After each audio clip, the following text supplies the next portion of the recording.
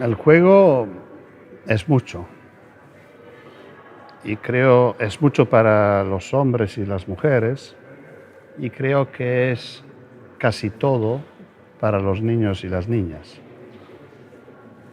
Digo así porque si es verdad, como pensamos de hace bastante tiempo, gracias a nuestros maestros de Freud, a Piaget, a Vygotsky, a Brunner, todos los que nos enseñaron tanto, que los primeros años de vida de los niños son los más importantes. Todo lo que ocurre en estos años efectivamente es juego. Son años en los cuales no hay maestros, no hay libros de texto, no hay escuelas, no hay métodos. Hay el niño y el mundo. Y el niño practica el mundo jugando con su boca, con sus manos, ¿no? Empezando con el pecho de su mamá, con los ojos de los padres, que son los primeros elementos del mundo. De esta manera, los niños en los primeros meses de vida construyen los cimientos de todos los conocimientos que van a desarrollarse en el tiempo. Si no hay esto, todo lo que va a ocurrir después es muy problemático. Niños que no han tenido esta oportunidad en los primeros meses y años de vida, muchas veces no pueden recuperarlo después y de toda manera tendrán consecuencias negativas. Claro que cuando yo digo todo esto lo hacen jugando, estoy dando al juego un sentido amplio.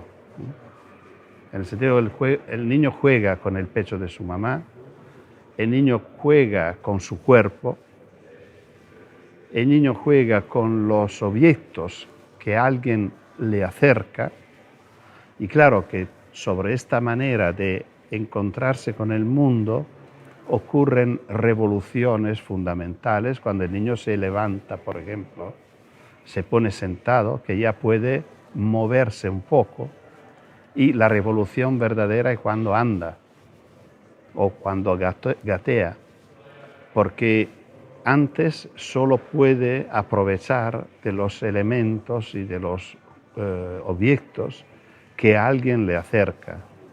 Después va él a buscarlo, va a conquistar el mundo. Por esto, desde el principio es muy importante ofrecer al niño posibilidades de aventura. Siempre me gusta citar el tema del parque, ¿no? No utilizar los parques para los niños pequeños, sino una manta. La diferencia es fuerte de precio, porque la manta no cuesta porque es una vieja manta, y una diferencia de posibilidades. Del parque no se puede salir, de la manta sí. El niño puede moverse, gatear un poco, salir de la manta, pasar detrás del rincón, y en este momento desaparece su mamá, el niño se pone a llorar desesperado porque no ve a su mamá, pero está viviendo una aventura que seguro va a escribir algo en su mente, en su inteligencia, en su desarrollo. Uno de los elementos que desde el principio son importantes para que para los niños sea posible la gran experiencia del juego es la autonomía, la libertad. Cité lo del parque, me gustaría pensar que podemos permitir a un niño de 1 año y medio de abrir la puerta de casa, tocar la puerta al lado, donde vive otro niño más o menos, o otra niña de su edad, y ponerse a jugar frente a las puertas abiertas, claro, pero ya están fuera de casa.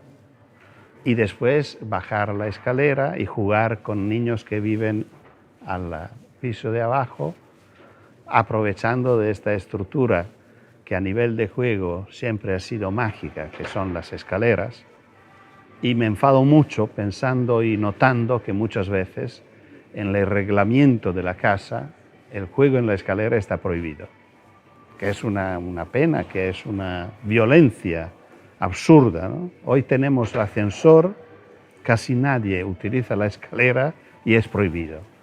Y me acuerdo que en mi infancia la escalera era el lugar del teatro, era el lugar de la escuela, era el lugar del mercado porque se presta.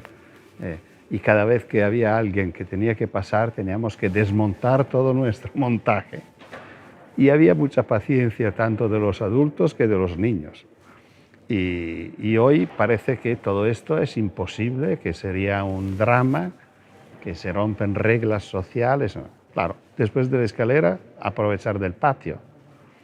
Claro, de nuevo, no podemos aceptar que el patio hoy por lo menos en Italia, en la mayoría de los casos, los adultos lo han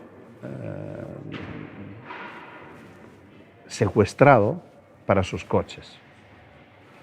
Yo creo que el patio tiene un sentido social muy importante. A mí me gusta llamarlo el lugar de las primeras y de las últimas autonomías.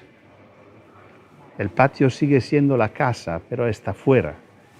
Y un niño de 2 años y medio, 3 años, ahora estoy dando números, pueden ser más pronto o más tarde, puede salir de casa, ir al patio, su mamá lo ve de la ventana, están tranquilos los dos, pero el niño está fuera de casa. Y un anciano, yo estoy entendiendo esto porque estoy acercándome a esta edad, cuando ya no se atreva a salir en la calle por su incertidumbre, pero podría salir y sentarse en el patio.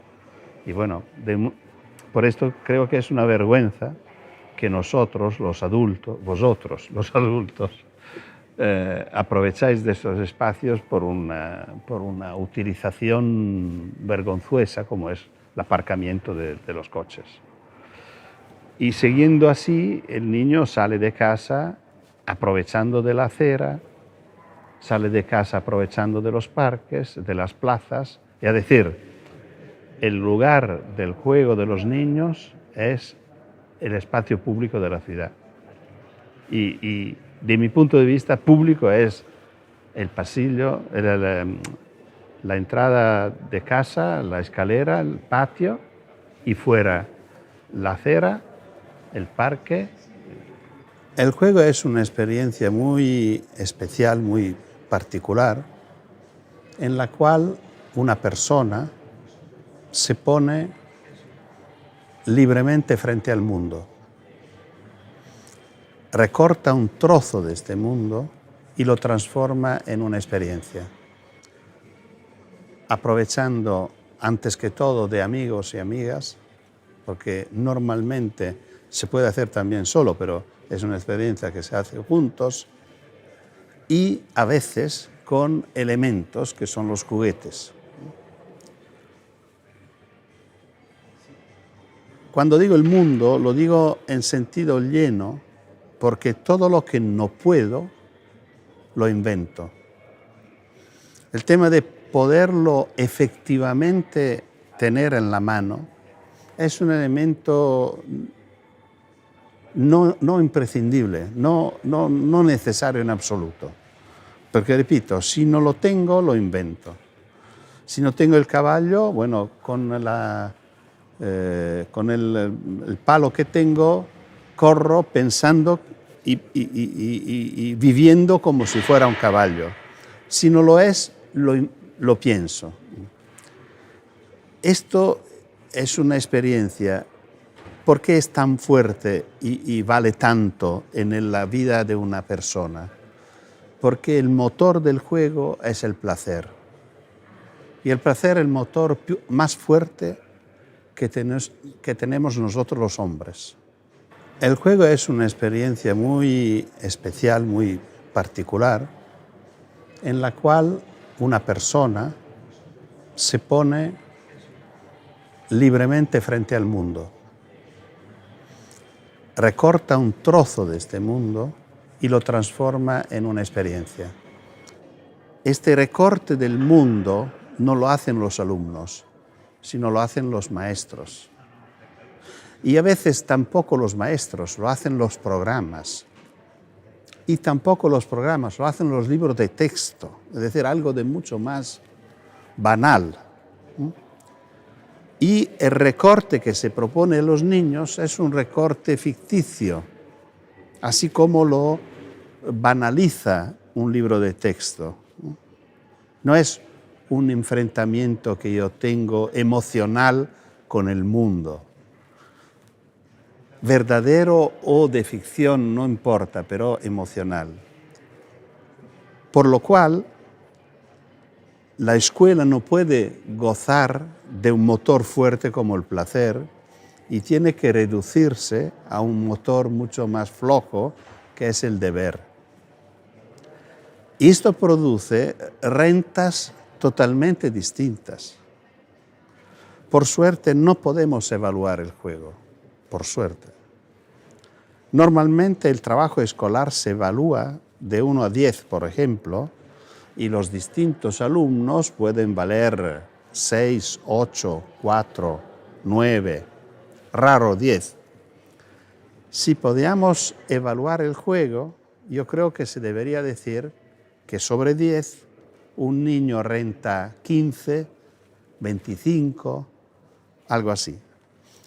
Esto lo digo pensando que puede ser una evaluación científica la que estoy proponiendo. Nadie de nosotros sabe cuánto aprende un niño jugando. Tampoco los niños lo saben. Pero sabemos que los aprendizajes más importantes son en esta manera. Puedo llevar un ejemplo que llevo frecuentemente porque me parece muy evocativo. Un niño cuando nace llora y sabemos que el primer lloro es para respirar, pero después llora para llamar, para enviar un mensaje de necesidad. Normalmente, por suerte, a los niños les toca la suerte de una respuesta buena. Y la respuesta mejor que puede tener es el pecho de su mamá. Y por lo cual, y entre mamá y el niño va creándose un diálogo que construye un ritmo de hambre, comida, satisfacción, dolor, lloro. Esto crea un horario. Después de pocos días, las mamás saben que el niño va a llamarla dentro de pocos minutos. Y así ocurre. Pasan unas semanas, el niño está en su cuarto, la mamá está haciendo sus cosas, y a un momento se da cuenta que ha pasado la hora que debería ser la hora que el niño la llama. Y la mamá piensa, el pobrito se ha dormido y no se acuerda de tener hambre, tengo que despertarlo, que era lo que los padres hacían una vez. Cuando yo y mi mujer hemos tenido los hijos, hace más de 40 años antes, así se hacía. Los pediatras nos daban el horario de las comidas y se despertaban los niños a las 2 de la madrugada con un despertador, nosotros también, para que la idea era que un niño es tan tontito que se aduerme, no se da cuenta que tiene que comer. Ahora, por suerte, no se hace. Pero en este caso la mamá dice, bueno, será así, que se ha dormido. Abre la puerta del cuarto y el niño no está durmiendo, la está mirando. El niño está haciendo ¿qué? Está esperándola. Esto es un milagro impresionante, porque en este día el niño ha entrado en el tiempo. Puede confiar, puede esperar, porque sabe que su mamá va a llegar, no necesita llamarla. Esto para dar la idea de la profundidad porque este es a nivel cognitivo, es un paso importantísimo, porque a lo largo de la vida el niño tendrá que estudiar historia, los verbos, los tiempos de los verbos, los seguros, ¿no? Todo lo que tiene que ver con el tiempo. Bueno, todo esto es posible porque en este momento tan lejano y tan cerca de su nacimiento entró en el tiempo. Hay niños con problemas graves como autismo, por ejemplo, que esto no lo conquistan nunca o aparentemente no lo conquistan. Es decir, por lo menos de nuestro punto de vista no dan una respuesta que nosotros podemos entender. Creo que hay que decirlo de esta manera. Esto es un pequeño ejemplo de lo que ocurre en esta relación del niño con su mamá, con el cuerpo de su mamá, con su propio cuerpo. El ejemplo del tiempo creo que se puede hacer por todos los dominios y ocurre jugando. Por esto yo creo que la experiencia del juego es fundamental. Hoy yo encuentro que el tema es muy problemático, porque está cayendo exactamente la condición que yo citaba como fundamental, la autonomía. Hablando con padres, por ejemplo, hoy, y hablando de la autonomía de sus hijas y de sus hijos, frecuentemente me dicen, sí, lo hemos discutido entre nosotros padres, y pensamos que cuando tendrá 12 años ya puede. No es posible. La autonomía no, a los 12 años no será capaz, porque no tiene costumbre, no se ha preparado. No podemos fijar un día y decir de este día. La autonomía es un proceso continuo que empieza un día, que es el primer día de vida, cuando hay el corte del cordón umbilical. En este momento las dos personas, la madre y su criatura, se separan. Gracias a la separación pueden empezar un diálogo, que antes no era posible. Antes no había un diálogo porque no había autonomía. Y cuando se separan empiezan a relacionarse. Yo creo que de este momento los padres, y todo el mundo debería ayudar a los padres a hacer esto, deberían evaluar si cada día esta autonomía aumenta de un poco o si al contrario vamos a atar nuevos cordones umbilicales. Hoy todo esto se hace muy complicado. Al tiempo de mi infancia, y por bastante tiempo después, era una preocupación de los padres que los niños crecieran autónomos. Era absolutamente normal que los hijos, después de comer, podían tener un tiempo para los deberes y después fuera. Pero un niño que se rechazaba de salir era un problema. Se sospechaba que tenía algún problema. Se hablaba de esto con el doctor o con el cura o con el maestro, que eran las autoridades. Hoy casi estamos viviendo al contrario, que un buen padre es lo que nunca deja salir solo su hijo, posiblemente por la mano, posiblemente en un coche, porque el coche en alguna manera se considera como un apéndice de la casa. Si lo llevo en coche casi es como si no saliera. Bueno, si todo esto es verdad, la experiencia del juego como experiencia de autonomía es casi imposible. Tanto que se están desarrollando una serie de sustitutos que llamamos juego, que no son juegos. Uno de los sustitutos son los juguetes, otros son los parques para niños. Es decir, y otros son las actividades de la tarde. ¿Cuántas familias hoy gastan mucho dinero para el juego de los niños sin ofrecer juego? Porque el juego es gratuito. Si cuesta, no es juego. Es comercio, es negocio. Las actividades de la tarde son escuelas, no son juego. Hoy por un niño es muy fácil estudiar fútbol, es casi imposible jugar a la pelota. Y estudiar fútbol no es un juego, porque siempre el entrenador tendrá la esperanza de encontrar un Messi. Y si es el baile, esperará que sea la primera bailarina de fila, no sé cómo se llaman, la estrella de... Y para esto sacrifica toda la voluntad de juego, para no perder la posibilidad. Y claro que es suficiente notar los cambios que los niños hacen en estas actividades de la tarde, prácticamente cambiándola casi todos los años, para notar que no tiene nada que ver con el juego.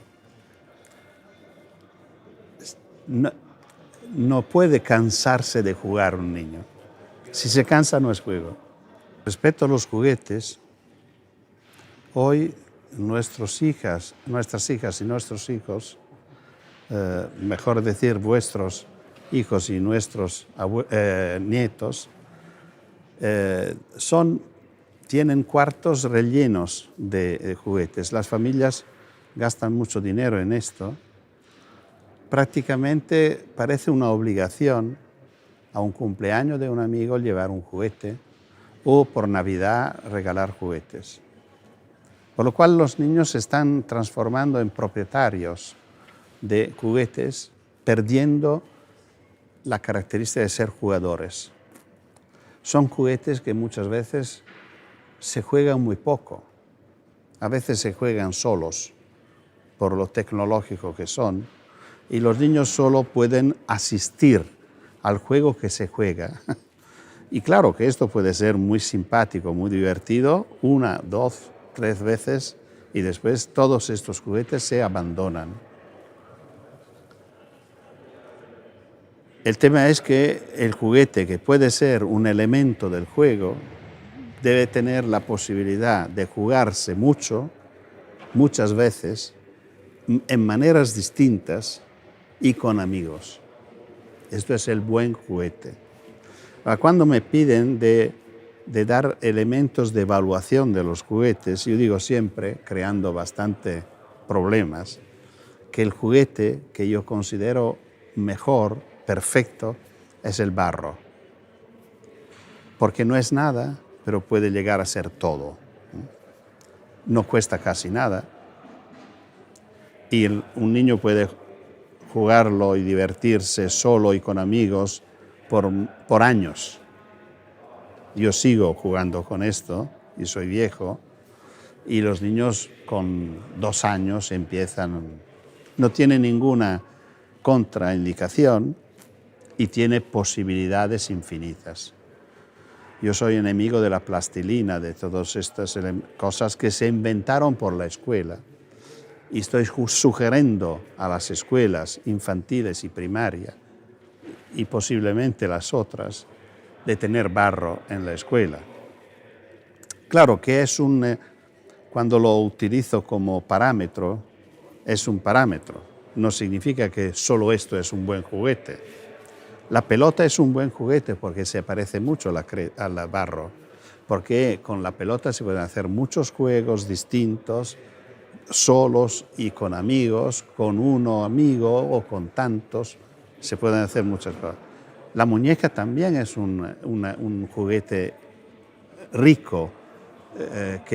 ¿Por qué? Porque puede ser mi amiga, puede ser mi hija, puede ser mi madre, puede ser la maestra, y puede decir todo lo que yo quiero, puede dialogar conmigo. Lo importante es que no sea una muñeca inteligente. Si habla sola, llega a ser un juguete un poco tonto, porque solo sabe decir esto y repite siempre lo mismo, por lo cual no habla conmigo. El juego es que esto sea mi compañero de juego, mi compañera de juego. Y esto es raro que no lo entiendan. Repito, detrás hay un mercado, no hay una preocupación de satisfacer las necesidades de los niños. Y los padres esto muchas veces no lo saben. ¿Y qué pasa a los padres? Pagan un sentido de culpabilidad porque se dan cuenta que no están haciendo lo mejor para sus hijos, no lo dejan salir y los niños lo desean, no le dejan frecuentar a los compañeros y los niños lo necesitan. Y por lo cual pagan este sentido de culpabilidad comprando. Y claro que si cuesta más, significa que pagamos más y nos sentimos un poco más relajados. Y esto es muy triste. Hay otros juguetes que se parecen mucho al barro, las construcciones, el mecano, todo lo que se puede mover, el Lego. El Lego, por ejemplo, es un ejemplo muy interesante porque son trozos que puede componerse y formar cualquier cosa. Pero un día Lego se ha hecho inteligente y ha hecho una cajita para hacer una ambulancia, para hacer un carro para bomberos, traicionando su naturaleza. Porque no es un ladrillo con lo que es un elemento básico para hacer lo que quiero. No, es un elemento para hacer solo esto. Y si quiere hacer otro, tiene que comprarlo. Bueno, esto es como el mercado transforma una cosa. Y nosotros podemos jugar con nuestros hijos. Claro que sí, claro que sí. Lo importante es que sea divertido, que no sea una obligación. El pediatra ha dicho que tenemos que jugar, vamos a ver, ha pasado una hora ya. Yo jugué ayer, hoy juegas tú. No, esto significa que no estamos jugando, estamos haciendo deberes. Yo digo siempre, estupendo que los padres jueguen con sus hijos, pero no es suficiente. Esto no satisfecha toda la necesidad de juego que tiene un niño. Este es un tema muy interesante de lo cual yo me ocupo mucho en el proyecto que estoy llevando de hace más que 20 años, que es la ciudad de los niños. Yo creo que esto es una equivocación entre adultos, padres y adultos administradores. Es como un pacto. El alcalde dice, bueno, yo pienso mucho en vuestros hijos. Miráis cuántos parques para niños he hecho. Podéis votarme. Y los padres dicen, qué buen alcalde que tenemos, que piensa en nuestros hijos. A los niños no piensa nadie, porque esto con el juego de los niños no tiene nada que ver. Pensar que un niño para jugar tiene que ir ¿cómo se llama? Esta que se mueve un columpio o un tobogán, que son los dos juguetes típicos de todas las plazas para niños que hay en el mundo occidental, por lo menos que yo conozco, en Latinoamérica, en Estados Unidos o en Europa. Que los niños que para los niños sea un juego repetir el mismo movimiento muchas veces. Esto significa tener de los niños una idea como si fueran hámsters. Parece que tampoco a los hámsters le gusta mucho girar en la rueda, ¿no? Los hámsters, estos animalitos. Y los niños, bueno, claro que si lo llevamos allí aprovechan del columpio, si lo llevamos allí aprovechan del tobogán, pero bueno, hoy, mañana, pasado mañana. Es decir, dónde jugar es un elemento del juego y tiene que decidirlo la misma persona que juega dependiendo del juego elegido. No puede ser que voy en el mismo lugar todos los días por varios años enseguida. Por lo cual, cuando la ciudad realiza esto, es una trampa.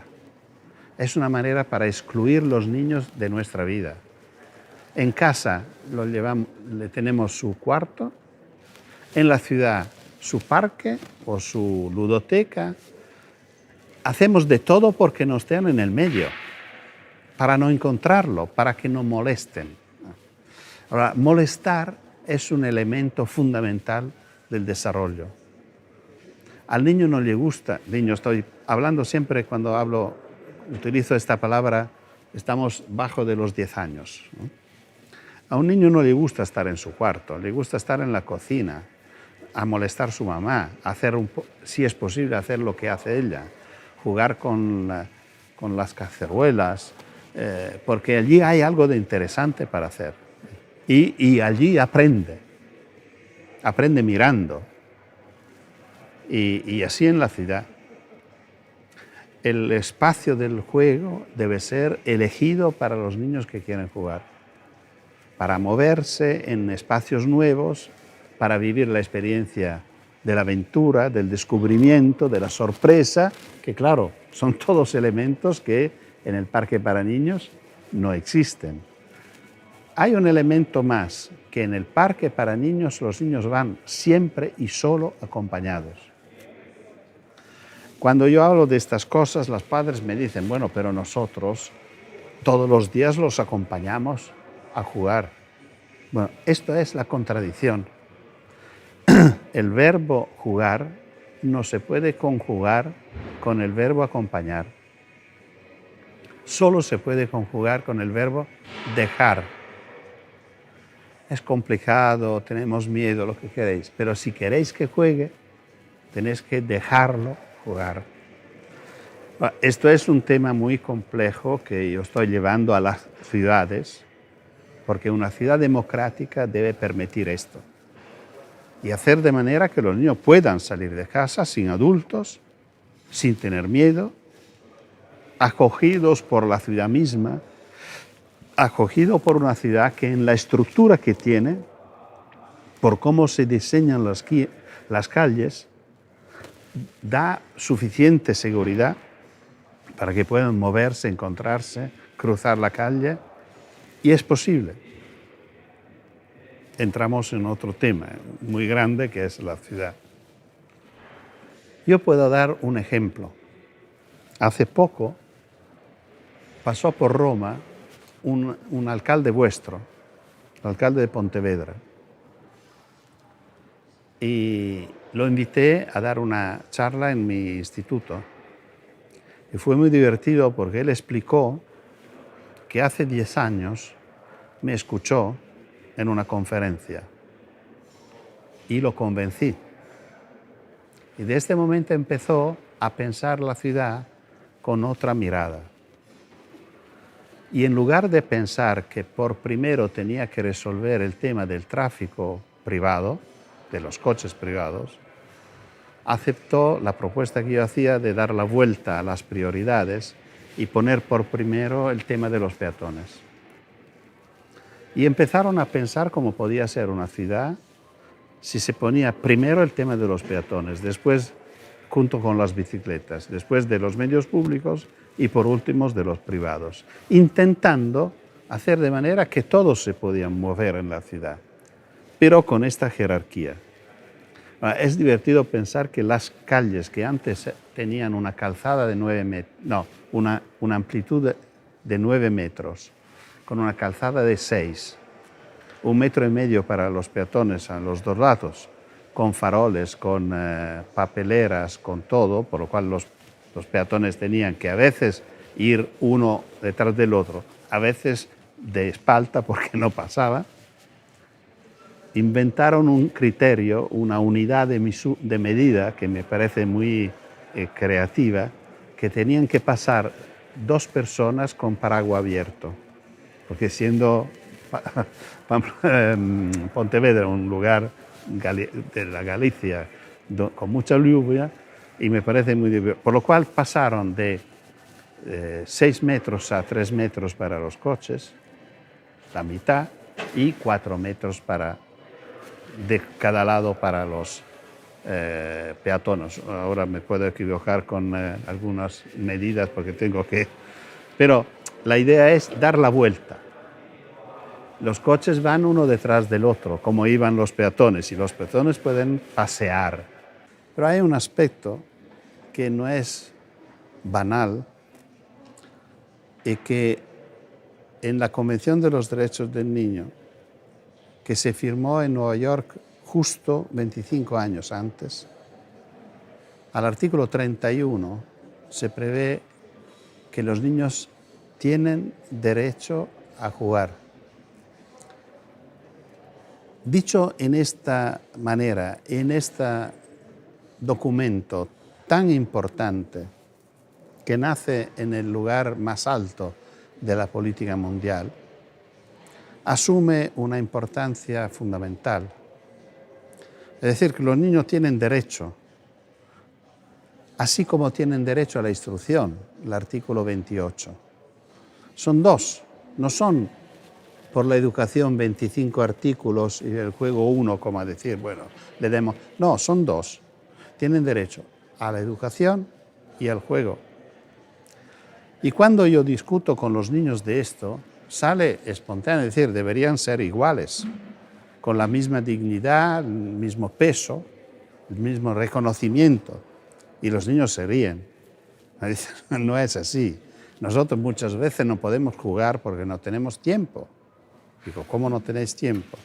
No, porque después de las horas que tenemos en la escuela, que son muchas, tenemos los deberes, las tareas por la tarde. Bueno, esto, por ejemplo, de mi punto de vista, es inaceptable. La escuela, yo creo, no debería poder utilizar el tiempo que no es suyo. Se debería efectivamente pensar que la jornada, el día, se divide en el tiempo de la escuela y en el tiempo de los niños. El tiempo de los niños lo manejan los niños. No puede ser que la escuela ocupa este también, así como el trabajo no puede ocupar el tiempo libre de los obreros o de los empleados. No tiene sentido que un jefe de un despacho dice, bueno, ahora ha terminado tu trabajo, por favor, si me haces esto a casa. Esto es lo que ocurre todos los días con la escuela. La escuela tiene que aprovechar de su tiempo y los deberes se deben hacer en este tiempo. Con esto no digo que los niños no deben hacer nada fuera de la escuela. Deben hacer todo lo que quieren. Y si hacen cosas interesantes, pueden llevarla a la escuela. Pero debe ser una elección de los niños. Reconocer que los niños tienen derecho al juego significa mucho más. Por ejemplo, son ilegales todos los carteles que en la ciudad limitan o prohíben el juego. No puede, una alcaldía, un municipio no puede poner un cartel que dice prohibido jugar a los niños. A mí me gusta mucho un cartel que tengo fotografiado de Lima, de Miraflores de Lima, en Perú, que decía, prohibido jugar la pelota excepto niños. Estoy de acuerdo. Es decir, es posible que uno pueda decir, aquí hay gente leyendo el periódico, ancianos, mamá con los niños pequeños. Bueno, no podemos permitir que jueguen a la pelota. Pero si son niños, sí.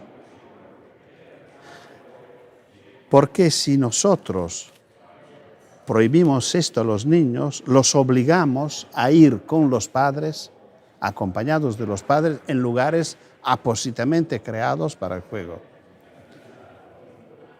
Yo creo que es muy importante como aplicación del artículo 31 poner una regla que hasta los 10 años, hasta los 11 años, los niños puedan jugar donde quieren, cómo quieren, con quién quieren y con lo que quieren. Por lo cual, patines, pelota, muñecas, carritos, bueno, lo que quieren. Son niños. ¿Molestan? Bueno, molestan. Los niños molestan. Pero repito, como decía antes, molestar es una manera de ponerse en contacto. Espían, sí, espían. Son curiosos, necesitan conocer el mundo y no pueden conocerlo simplemente y siempre como lo contamos nosotros. Reflexionar sobre esto. Yo tengo mucho a citar la Convención, porque han pasado 25 años y sigue siendo casi completamente desconocida.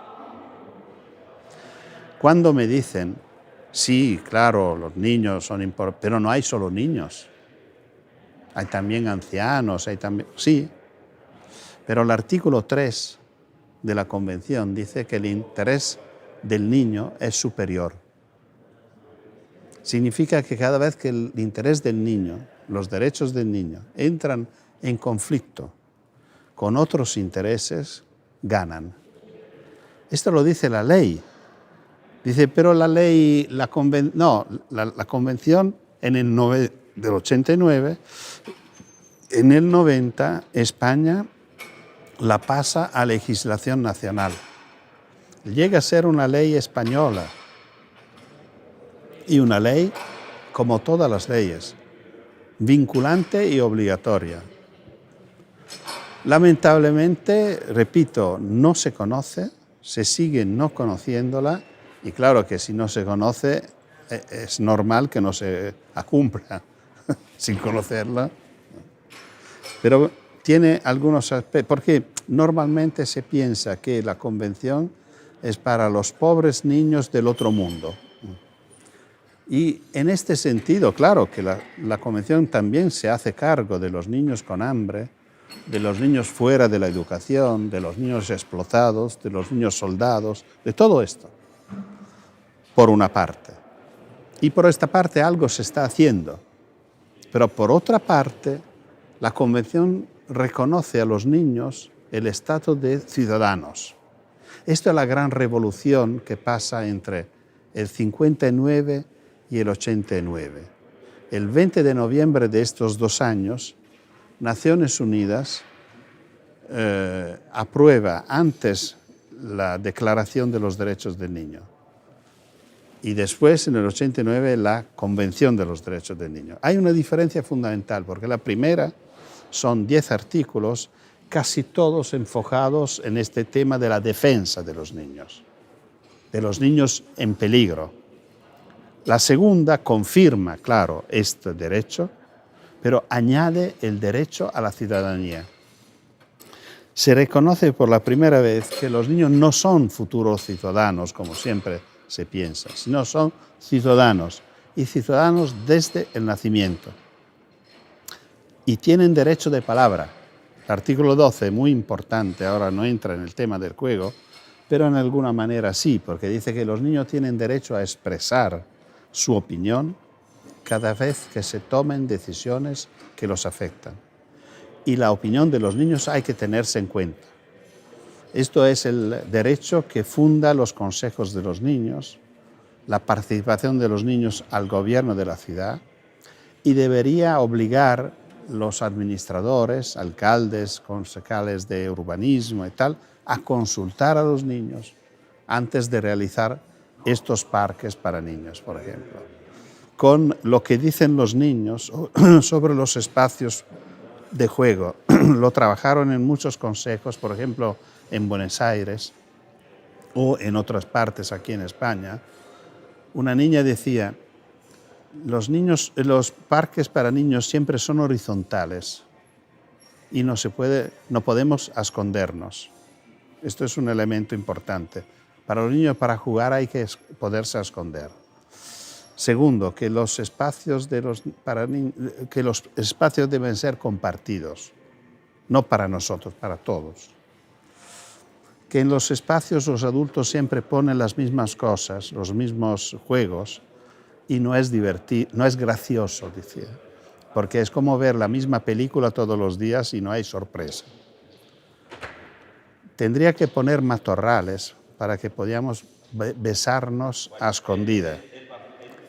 Y por último, decían muchas más cosas, pero me parece muy interesante una última cosa que decían que un lugar para niños no debería ser demasiado seguro. Es interesante porque no decía que no debe ser seguro, sino demasiado seguro. Como decir, si es demasiado seguro, ¿yo qué voy a hacer?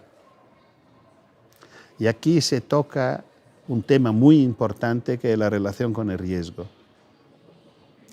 El juego es una experiencia con el riesgo. Si no hay riesgo, no hay juego. Françoise Dolto, cuando le pidieron, es una neuropsiquiatra infantil que se murió hace una decena de años, muy importante, cuando le pidieron qué es jugar para un niño, ella dice, yo creo que se puede decir que es gozar de un deseo a través de riesgos. Es decir, realizar un deseo, pero pasando por un camino con obstáculos, para que me ponga en juego, para que me ponga a medirme, a enfrentarme con los demás, bueno, todo esto.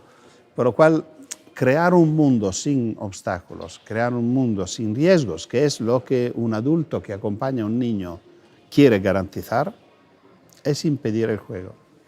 Bueno, yo opino que hoy todo lo que podemos hacer para que los niños puedan volver a jugar sería importante. Por lo cual ayudar a los adultos a entender que la posibilidad que los niños jueguen es algo de mucho más importante de lo que piensan. No es el tema de recreo, sino el tema de desarrollo. Y que en tiempo de crisis se puede aprovechar para ahorrar mucho dinero y regalar a los niños lo que efectivamente necesitan para jugar. Es decir, disponibilidad, confianza, aceptarlos, ¿no? Dejar que utilicen el espacio público, y si los niños vuelven a la calle es más segura, por lo cual beneficiamos todos de la presencia de los niños.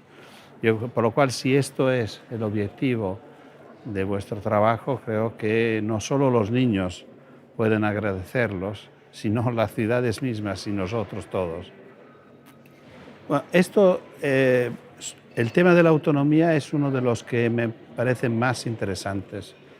Me encantó un documental que describe, que se llama, creo, Voy a la escuela, de un francés, que describe la historia de 4 niños, uno de Kenia, uno de India, una niña de Marruecos y uno de Argentina, que para ir a la escuela recorren 10, 15 kilómetros cada día, caminando en caballo, con una silla de ruedas, y es impactante ver que hoy en día hay niños que pueden vivir esta experiencia de autonomía y de esfuerzo, mientras que nuestras familias siguen pensando que si tienen 500 metros no tienen remedio que sacar el coche, cargar el niño, llevarlo a la escuela y lamentablemente pararse a la puerta de la escuela. Si pudieran subir la escalera con el coche, con el niño, sería mejor.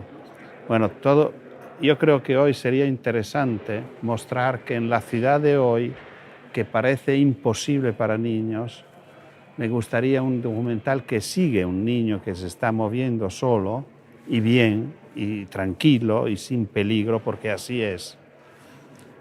Es decir, como yo creo que los medios, vosotros, sois responsables, o por lo menos tenéis una fuerte responsabilidad sobre los miedos de la gente, por todo lo que la televisión, por ejemplo, dedica al comentario de hechos graves, de manera que el miedo de la gente aumente, que podéis ser portavoz del contrario, de tranquilizar a la gente mostrando que niños pueden moverse con tranquilidad y viviendo experiencias de gran valor para ellos y restituyendo serenidad.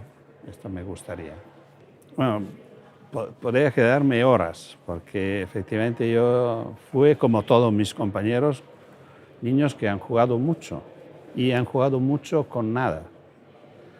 Me encantó el otro día escuchar una persona, estaba en Coín para dar una conferencia, y en la comida una mamá me comentaba que su hija iba buscando chapas porque están aprovechando de las chapas para jugar. Me parecía imposible que se vuelve a jugar con las chapas, que fue un juego de mi infancia. Pero el juego que me gustaría es muy tonto y muy pequeño. Nosotros en el verano, 4 hermanos, teníamos una consigna muy fuerte de nuestros padres que después de comer, como a nosotros nos gustaba acostarnos, como sería el deseo de mis padres, ellos se acostaban y era obligación nuestra no hacer ruido. Por lo cual hemos tenido que inventar juegos silenciosos. Esto también es interesante, ¿no? A veces se ponen carteles: prohibido jugar de 14 a 16, de 2 a 4 de la tarde. Se puede jugar de otra manera. Nosotros, recortando papel, se construían caballitos, doblando, ¿no? Poniendo las patas así, el cuello, la cola, y estos caballitos se lanzaban soplando, por lo cual se hacían carreras con estos caballitos de papel que cortábamos nosotros con tijeras. Lo divertido es que ayer, por ejemplo, estaba en un grupo de científicos, de profesores, que se estaba discutiendo sobre una exposición que se piensa de realizar sobre mis dibujos el año próximo. Y yo, bueno, como ejemplo de una cosa que está ilustrada en un libro mío, recorté este caballito y todo el mundo jugando con este caballito. Es decir, así como me ocurrió con mis nietos, siempre se dice que los niños de hoy son tecnológicos y si no proponen algo a esta altura, a los niños no les interesa porque no son. Es totalmente el contrario. Con estos caballitos jugaron mi nieto, que hoy tiene 25 años, mi nietita, que tiene 6 años y medio, los profesores de ayer y yo por toda la infancia.